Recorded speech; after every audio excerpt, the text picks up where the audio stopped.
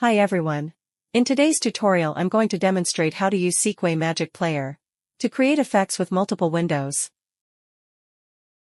Firstly, create a new window in the program. We can move, zoom in, and zoom out the window. Click here to quickly create a new window. We can also split the window vertically and horizontally. Next, let's use the window to create effects. Select a window and add a built-in effect. Adjust its direction. Same goes for this one.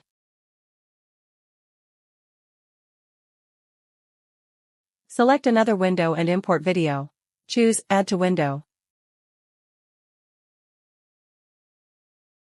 Double-click the video clip. We change its frame rate to 55 frames. Save it. We can see the material has changed. After this video, let's add text. Still select the same window and add text. Type in our text. Adjust its style and entrance animation. Save it. Play it. We can see the final effect. That is all about using Seekway Magic Player software to create effects with multiple windows. Thank you for your time. See you on the next tutorial video.